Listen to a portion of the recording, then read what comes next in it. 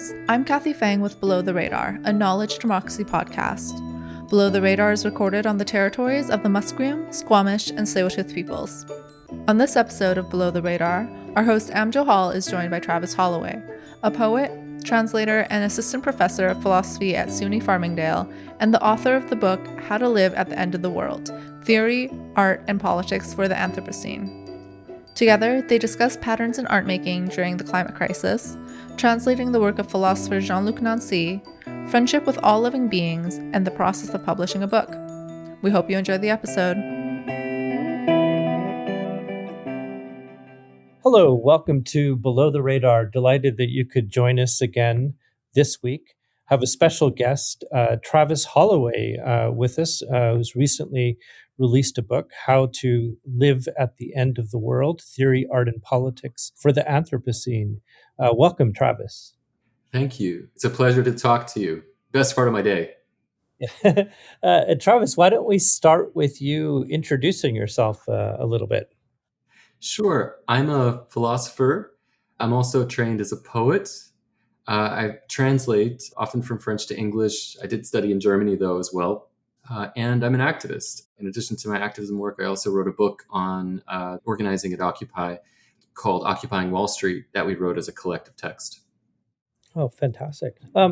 There's been so many things in the news the last few weeks, from the fires in Maui, where I am in BC, the city of Kelowna had massive burning. It's all around us in terms of the urgency of the questions at stake. But I think it's also really important to think through philosophically or artistically the questions that are at stake in terms of, getting to the broader questions of how we think through climate change amidst the urgencies. And you write in the book a passage that the Earth has entered into a period of instability for the first time in 11,500 years, and the recent terms, the Anthropocene, and many critiques of that term. And you also talk about a kind of worldlessness that's present today. And I'm wondering if you could sort of elaborate a little bit on that, and also about sort of where this project began for you. Why did you think it was important to write about this topic in particular? Well, I think I'll try to answer all of those interesting questions. But let me begin maybe by saying I wasn't supposed to be writing about this. I had no intention of writing about climate change, dealing with this debate over the term Anthropocene. And there was increasingly a sense that it wasn't just facts anymore about climate change. It was real phenomena that was being felt increasingly and experienced and discussed. And I think that became really urgent for me at a really specific moment. I was living in New York City, and in 2012, we had Hurricane Sandy.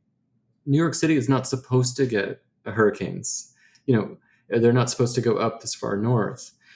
But because of climate change and because of the warmer waters, we had a hurricane come in and take a direct hit, into maybe some might say arguably the most impervious, or supposedly the most impervious modernist, city that is supposed to be walled off, literally by walled streets, away from nature.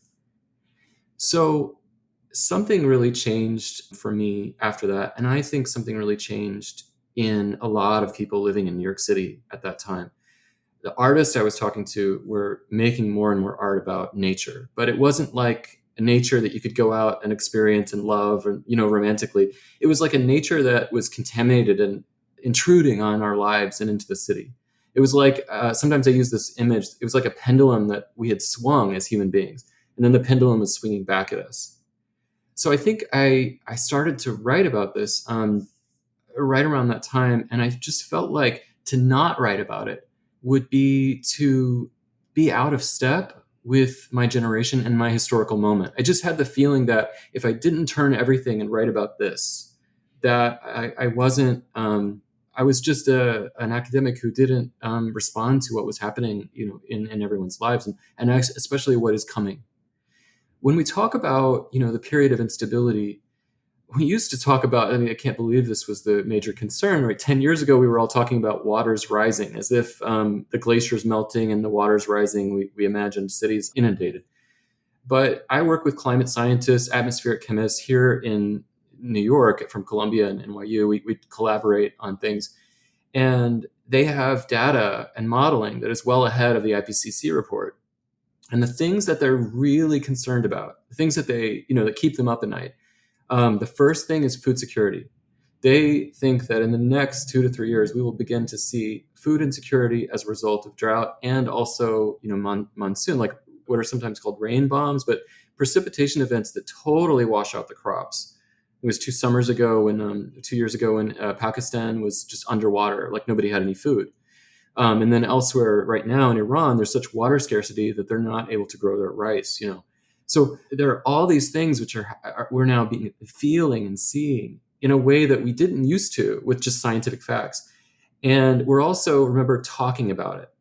And if you think about it, like the fact that we're discussing this and talking about it together, that neighbors in southern states, which are often conservative in the United States, or in other parts of the world where there are movements that are against science or against and so on and so forth, people are now having these kinds of experiences and they're talking about it. And I think when people begin to talk together about things, that's the basis for political action, this kind of storytelling. And that is what is happening right now. And it's very new. And I don't think we give ourselves enough credit that a lot is happening. A lot is happening. Mm-hmm. Amazing. In some sense, in the book, which is a fantastic book, by the way, and I really enjoyed reading it, and I think you're getting at all of the right questions. You have some discussion around, a number of thinkers have been talking about using the word planetary and contrasting it with globalization. People like Dipesh Chakraborty, Achille Mbembe, who I just took a seminar with last month at European Graduate School, really an amazing thinker from Cameroon, originally based in South Africa at Wits University. But this idea of humans and the more than human, and that we have a shared future and a coexistence, and how do we think through that in a different type of way than these sort of neoliberal globalization that came to be in the last 20, 30, 40 years. And at the same time, we have billionaires like Musk, Bezos, Richard Branson attempting to commodify outer space travel and talk about terraforming. So this idea of a kind of utopia functioning outside of the planetary sense, and this sense of even what Mbembe calls the last utopia of Earth, and to kind of think that through. And I'm wondering if you could speak a little bit to the notion of the planetary as opposed to the more neoliberal forms of globalization that have oftentimes characterized discussions. It's funny you mentioned that because I just interviewed Chakrabarti, and the title of my interview with him is called "Philosophy in a Planetary Age," and I'm also translating a piece right now by Achille for an issue of Philosophy Today. You're getting at the heart of it. A lot of us grew up in traditions that were not only arguing against globalization. My own background did that with Nancy's work. He argued that there's a difference between a kind of worlding or worldedness and globalization. And, certainly Chakrabarti and Mbembe did that too. They're decolonial thinkers.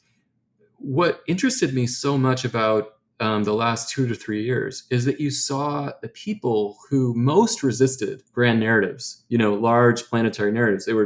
They did not want to talk about it. They want to talk about narratives where, like, think of Frantz Fanon, the world is divided into two species. Historically, we have to talk about it as differentiated. We cannot talk about this notion of the planetary. And I think what we have to do there is to see that the planetary does not wipe out those differentiations.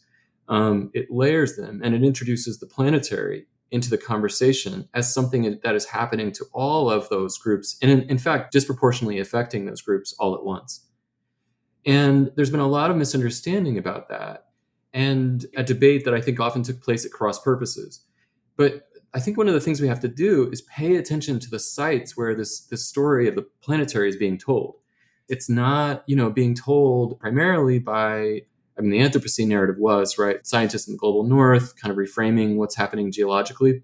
But in terms of the theory, the humanities, social sciences, historians, etc., it was often the people who most resisted grand narratives, who were returning to some kind of notion of, I mean, in Chakrabarty's words, some kind of universal that he said could not and did not subsume particularities.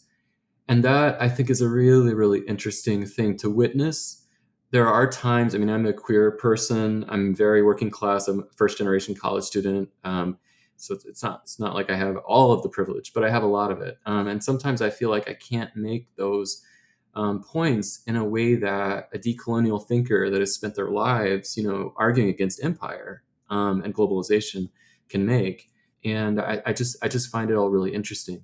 Now, the other thing you mentioned is, this idea of neoliberalism and neoliberalization versus this kind of terrestrial or earthly community that is coming, this planetary community, as a result of climate change.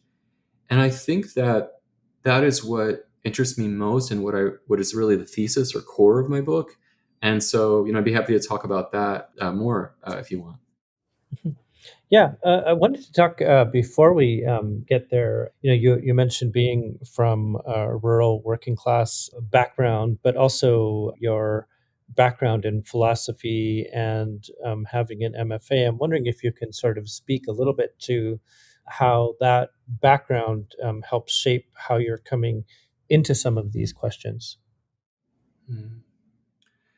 Well, there's a second, the central and really the core of the book. The first thing I wrote in the book was a large section of the book that looked at works of art over the last 10 years about strange weather. So it was all works of art that people were making all around me, but also every time I would go to a show, I'd go to the Armory show, I'd go to, Frieze, so I was seeing work from all over the world at these shows. And I would always pay attention to, well, what was made in the last 2 years? What was made in the last 3 years? Trying to get a sense of the conditions of our moment and how we were really responding to it or what we were saying about it. So I wrote this large section of the book that was the first thing I wrote in the book. And it was about the chapter, the section of the book is called Art from Postmodernism to the Anthropocene. And again, the Anthropocene is a contested term in the book. I don't, follow it or adopt it in that way that it's been criticized for. But what interested me so much is if you think about, for instance, this goes back to the question of grand narrative. If you think about Lyotard and his book, The Postmodern Condition, his point in the book was that in postmodernity, we are no longer interested in grand narratives. And remember, it's an undecided idea. So, like, on the one hand, neoliberalism is no longer interested in grand narratives. Like, it's not interested in a state that works for the people. It's interested in the self-entrepreneurial person, individual. And on the other hand, we're no longer interested in narratives because of totalitarianism, because of empire, because of, so it's an undecided term in that work. What interested me so much is that I was seeing all of this works of art that was about grand narratives again. And it was like we were telling epics again. We didn't used to tell, we weren't used to telling epics in this way. In fact, in many ways we were returning to some of the oldest stories we have, which are about floods happening in the regions of the Middle East and northern Africa, et cetera. These are the early stories we know. So I just started looking at this and then trying to describe, and I hope this doesn't come across in any way as immodest, but that specific chapter received an award from the Pratt Institute in our design school because it was one of the earliest chapters to categorize or describe this transition and what people were doing. And I think part of it was just that I was able to look at a lot of works of art from around the world, they weren't just New York artists, because I had access to it. There were shows, there were, a lot of things going on. Mhm. In the book, you speak about Bruno Latour's notion of the parliament of things and also Jean-Luc Nancy's notion of the living together. And I'm wondering if you can speak a little bit to those notions and how you take that up in the book. Thank you for that question. Yeah, let me start with Nancy, and then I really want to say some things about Bruno Latour. I was just in Paris, and I was astounded by how much he is a gathering figure, because of his recent death, but he's taken on this kind of I don't know what the right word to be would be. Gathering force. People are talking about his work. People from all different arenas in a way that I had not seen the last time I was in Paris in intellectual debates. Let me come back to that in a moment. But I just want to begin again by talking about Jean-Luc Nancy. So, every now and then in our lives, we encounter a figure, a person. Maybe for some people, it's hopefully one day it's a politician or something, but somebody that we really feel like is pulling us in to true, real questions and really, thinking about them. And when I met Nancy, I think this was in maybe 2006 or 7 in New York City. It was almost like, because he's a philosopher, we were studying, asking a lot of the same questions. It was almost like when you're swimming in the ocean and you're being pulled out by an undertow out to sea. There was just a depth of questioning, and there was a feeling that I had no possible way but to go this way with him. And so I started thinking about how to work with Nancy, and I ended up. This is maybe a funny story and helpful for some academics. I ended up applying for a Fulbright to Germany instead of France because Sarkozy had become president. The funding got slashed in France, and then the funding got slashed in the US significantly as a result of the Obama administration kind of caving or needing to cave to the Republicans' budget cuts after he became president. So I was how do I go work with Nancy? Okay, I'll apply for a Fulbright in Germany. I go to Freiburg, which many people will know as the seat of phenomenology. I was there, but I was going on the train over to see Nancy and to talk with him about various things. I translated now 3 of Nancy's books, but there was one thing in particular that Nancy wrote that there's an essay that always stood out to me, and it talks about this notion of all the living together. The essay was came out in France, I think around 2011. I have to check that source. It's in a book that I translated called "What's These Worlds Coming to?" It's a very difficult translation. Dans quel monde vivons-nous?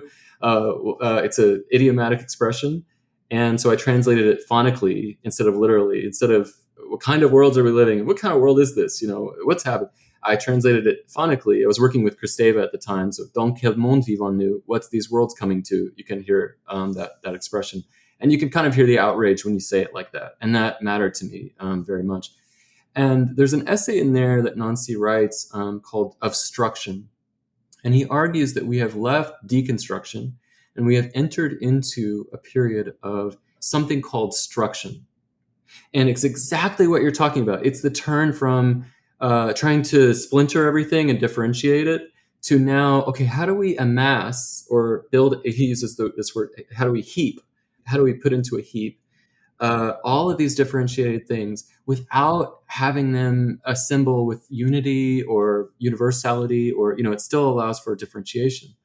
And it's in that essay where he says the separation between human beings and nature no longer makes any sense. I mean, this is an early claim, right? It's almost as though he's reading Chakrabarty's 2007 essay on this. And he says, at that point, we must, think about communities of all the living. So that was, I guess, my encounter with Nancy and his work. But maybe a little bit about Latour, if I may, or did you want to say anything more about Latour? Yeah, Okay. please go ahead.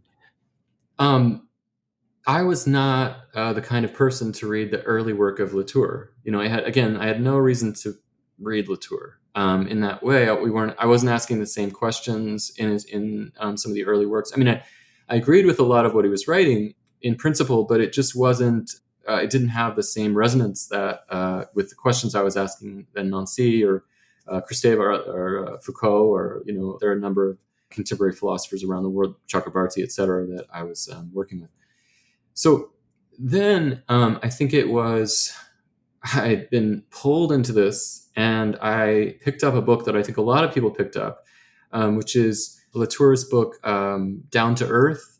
It's où atterrir, so literally like where to land, like a plane is circling, and it's like, where do we land? I think that book really made me realize that in my profession, we're not paying enough attention to this I mean, he's not just a philosopher, he speaks to so many different people, but this figure who had emerged, and I don't like to talk about figures, I like to talk about collectives. I'm saying this scholar who had emerged, who was speaking a very forward-looking way, and a lot of people were gathering around it as a site of community. And I think that when I read Facing Gaia, it was just ahead of all these questions. So when Latour died, there was a gathering. I was just in Paris with meeting with Mathieu Pontville, who is a curator at the Centre Pompidou, and he was telling me that when Latour died, if you've ever been to the Centre Pompidou in Paris, the museum, you see this large, almost gathering space in the center of the museum. And they just said, obviously Latour has died. We're going to have this event to honor him. And there were so many people who came. They had to refuse people because it was just so crowded, and which is a huge space. And it was very emotional, and people spoke, all different kinds of people, to the resonance that work had for them in basically the question I'm asking in the book, like, how do we live at the end of the world?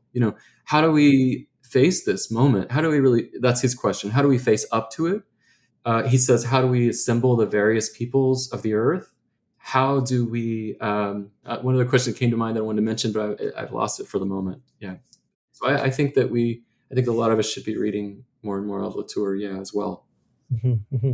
Yeah, it's interesting that you mentioned Nancy. He, of course, taught also at the European Graduate School for many years, and my collaborator Matt Hearn and I had a chance to interview him about the project that we're working on friendship and community back in May of 2021. So it was about 4 months before he passed away, but just a very generous person in terms of his time to get into these questions. And amazing that the questions that he was raising in the 70s or so were still the questions he was still preoccupied with right up to his passing. It's really a remarkable body of work and set of questions, and particularly in how we bring them into the ecological as well.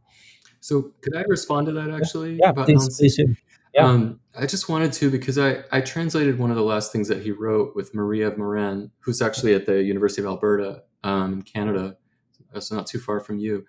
And the essay was called something like Outrageous Death, or, the Scandal of Death, Scandalous Death. And in that essay, I realized that as futurist, as forward-looking as Nancy always was, remember that he was a student of Derrida, of the Avenir of the to come, he still was a philosopher of an era that I think we are now past. Because when he spoke about his death, he spoke about it as, he refers to Socrates, he refers to, I think, Hamacher, Derrida, all the ways basically that we read death in those existential contexts, the instant of my death, like the way the end of the world is my death, right? It's that moment.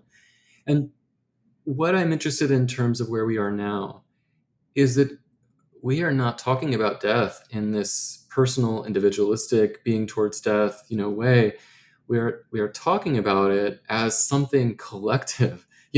We're really actually thinking about this disaster or catastrophe or mass famine or climate refugees or being hit by some sort of extreme weather event where all of us really, or fires, and I just realized when I translated that this is one of the last chapters of that era, that Nancy was a part of, and we are now in a new era.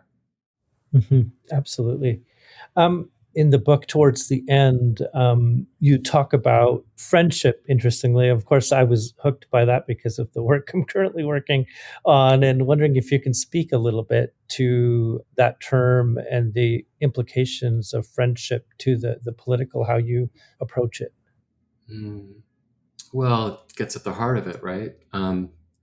Let's do a little bit of Greek work, if you don't mind.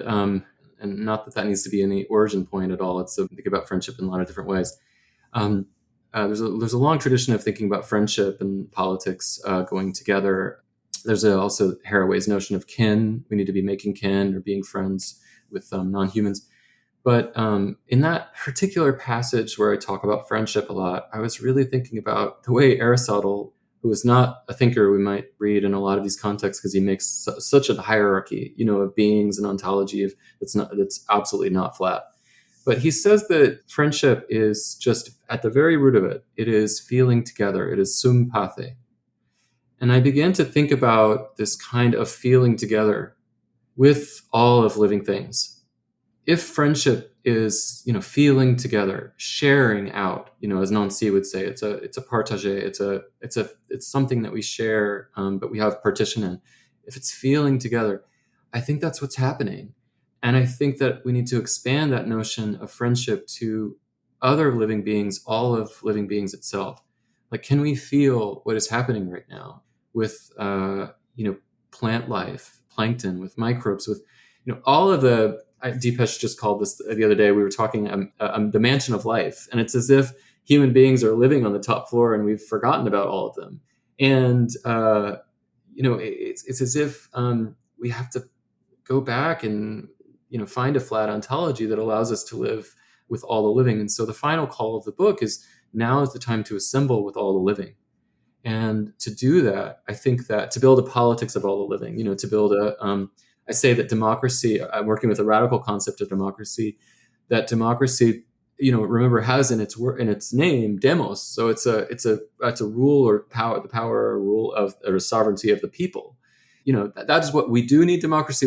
It has to be won in order to get out of this, because we're subsidizing, fossil fuels without public knowledge. But so we have to win the battle of democracy, but it has to be extended towards something bigger. And so I invent this neologism called zoocracy. And so it would be the rule of all the living. And I try to think about ways in which we can extend, we have to win democracy, but it has to be extended towards non-human beings. And the claim in the book is that whether we could do that or not is really not up to us. As you just mentioned at the start, fires will begin to intrude on our, lives, on our political institutions, on our public spaces. Increasingly, storms will, go into those areas where they will intrude.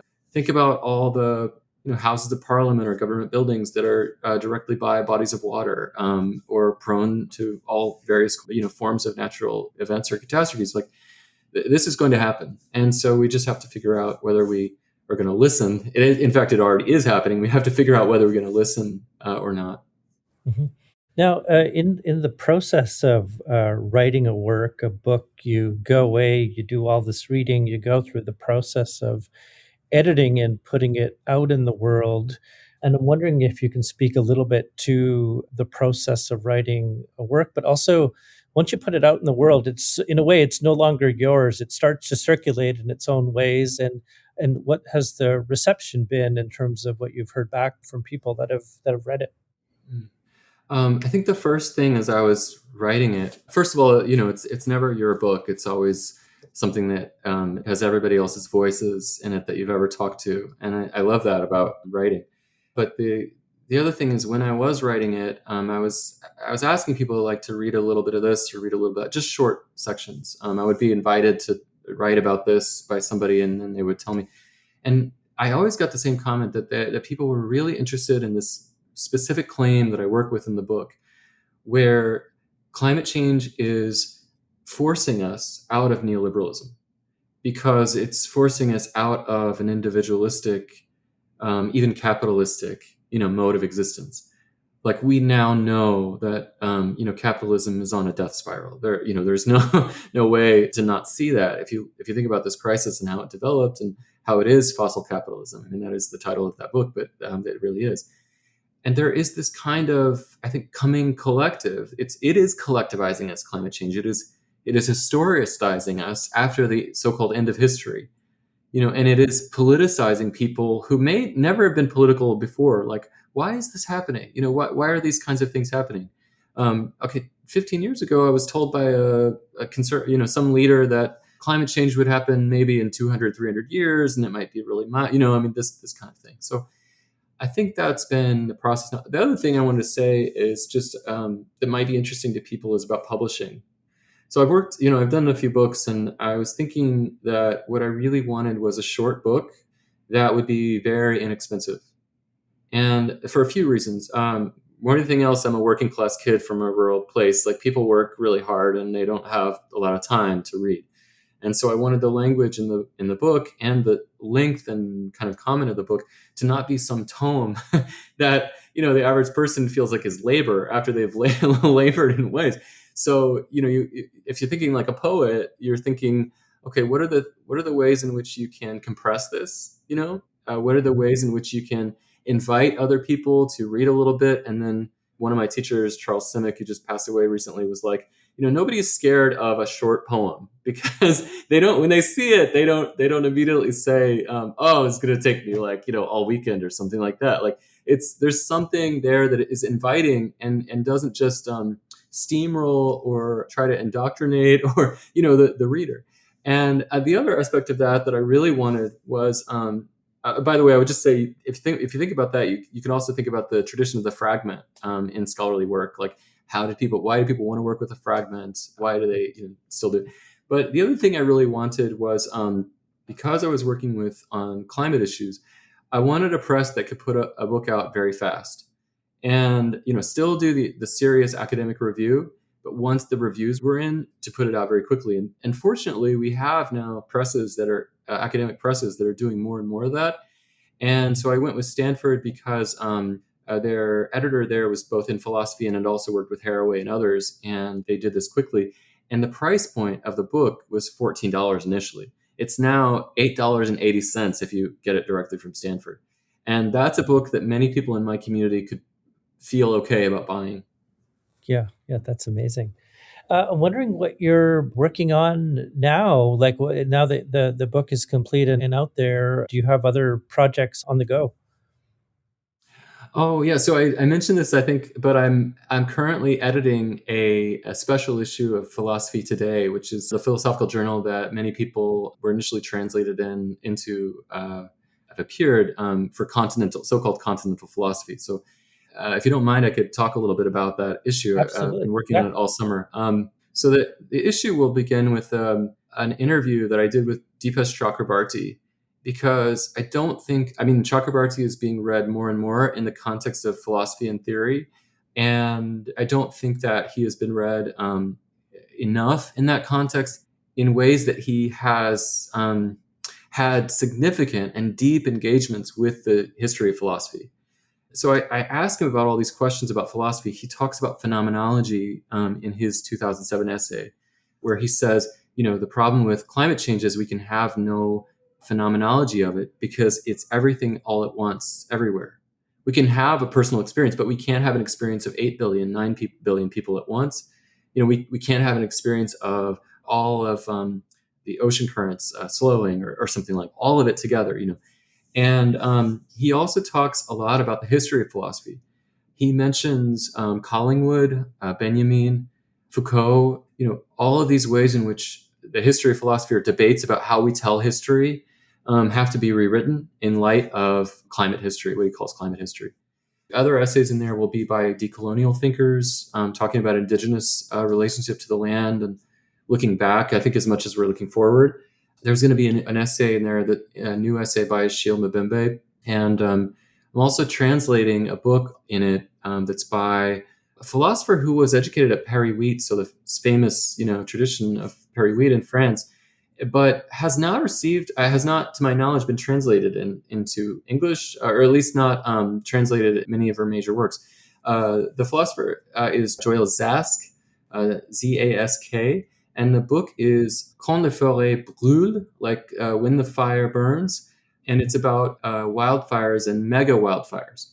It won a lot of awards in France, and I first met Zask at the French Embassy here in New York, and I was totally blown away. I just felt like she had written this book that had spoken to, as a philosopher, had spoken to the kind of phenomena or like lived experience that we were really facing. And so it's those kinds of things. I'm also writing 2 new books at the same time. The first is on democracy, and the second is on zoocracy, or how to assemble with all the living. Yeah, fantastic. Oh my God, writing 2 books simultaneously, that's difficult. It's like the work on democracy is something I've been working on for like 15, 20 years. Yeah. And I should have finished it up, but I think the hurricane happened and my generation started happening. And I mean, one thing I could say is like, there were so many people around me that were all of a sudden doing the same thing. Ben Lerner and Andrew Durbin, I knew both of them as writers in New York. They both wrote novels around the same time about a hurricane hitting a major city.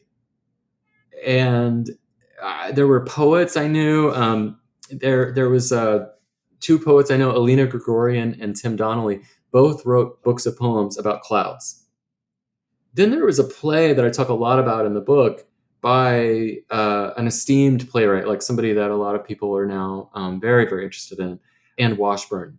And Anne Washburn's the play that many people cherish is called Mr. Burns. And it's about a Simpsons episode.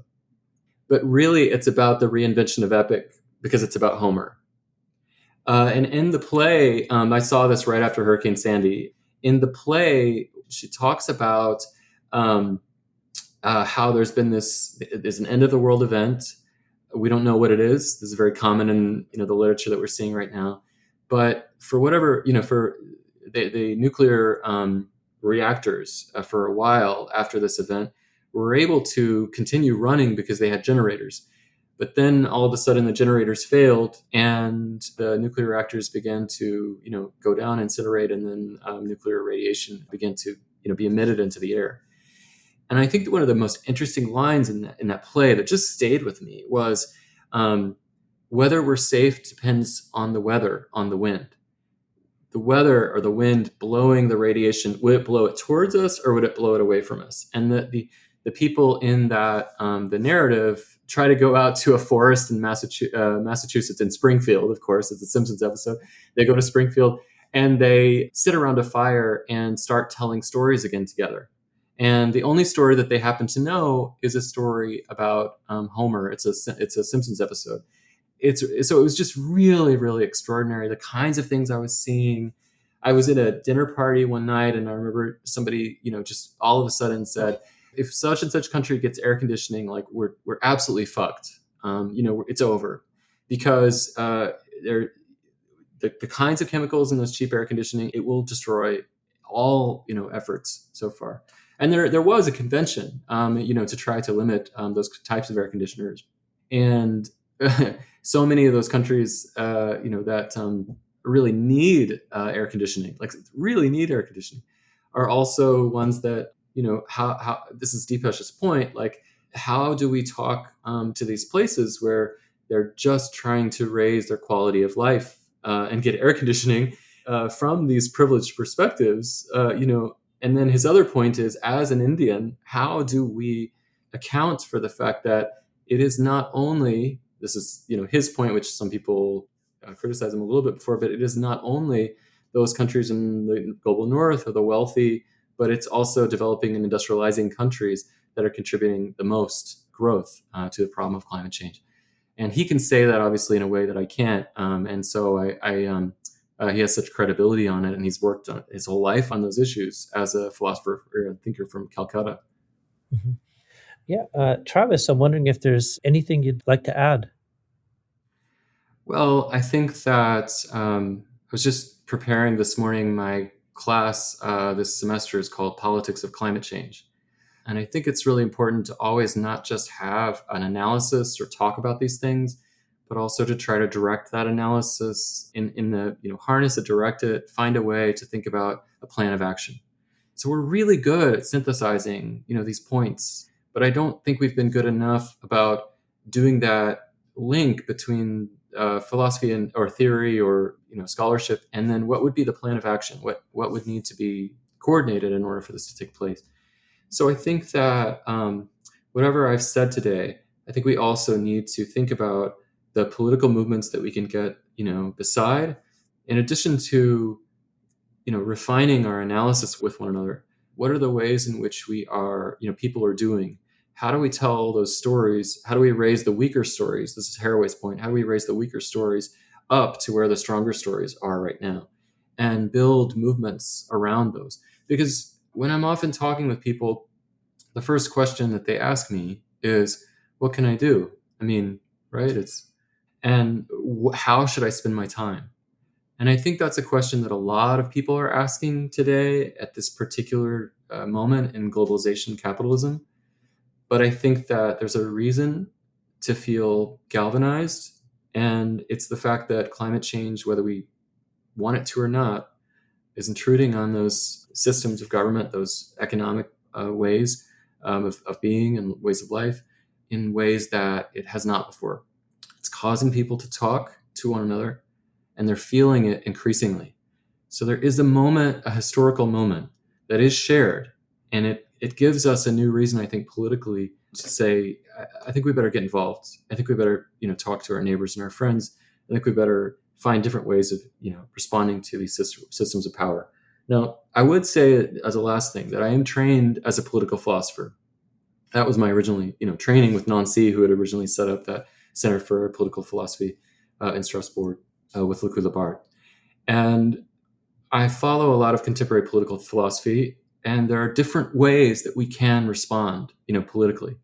And there's been a very interesting debate, especially in Italian political philosophy over the last maybe decade, about, if you don't mind me saying, like 3 very different ways to respond, to the current, if we're largely in a technocratic modes of government that are mostly, for purposes of privatization and private profit. Initially, after there were a lot of different movements that were so-called movements of the squares.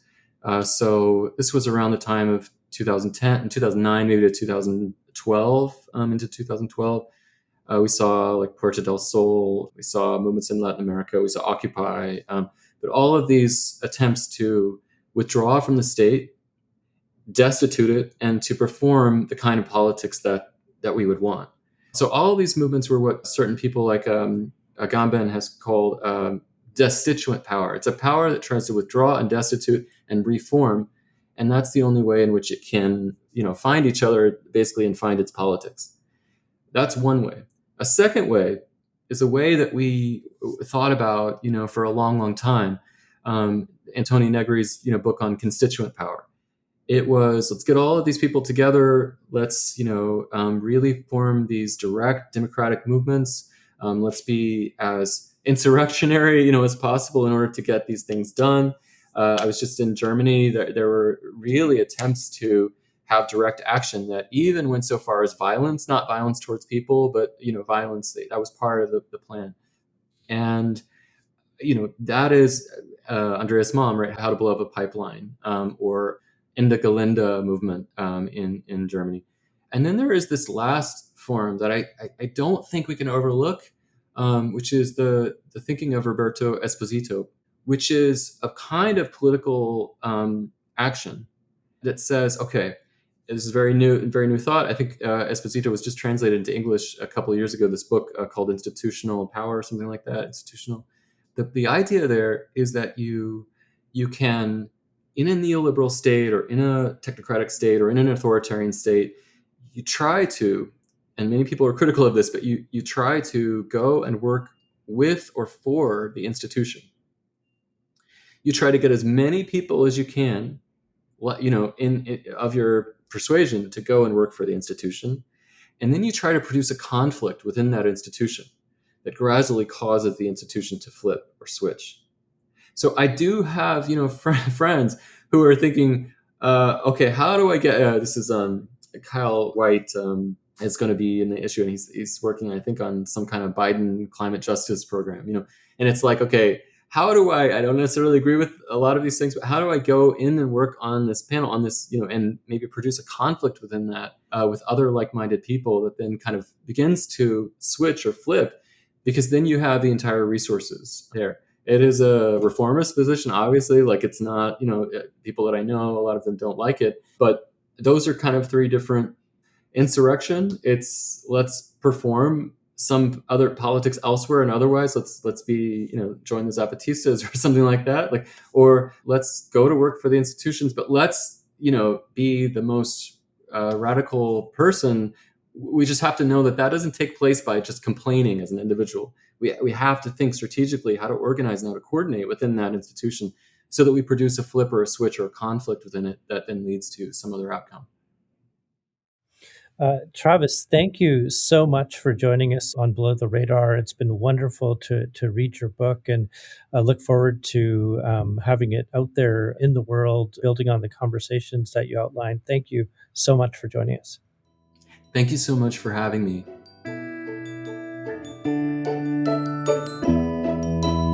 Below the Radar is a knowledge democracy podcast created by SFU's Vancity Office of Community Engagement. Thanks for listening to our conversation with Travis Holloway. You can learn more about his work in the show notes below. Don't forget to subscribe to Below the Radar on your podcast listening app of choice, and to follow us on social media at SFU_VOCE to keep up to date with latest episode releases. If you'd like to support our podcast, you can donate at the link in the description below. Your generous donation will help support the podcast's activities and associated public events with SFU's Vancity Office of Community Engagement. Thanks again for listening, and we'll catch you next time on Below the Radar.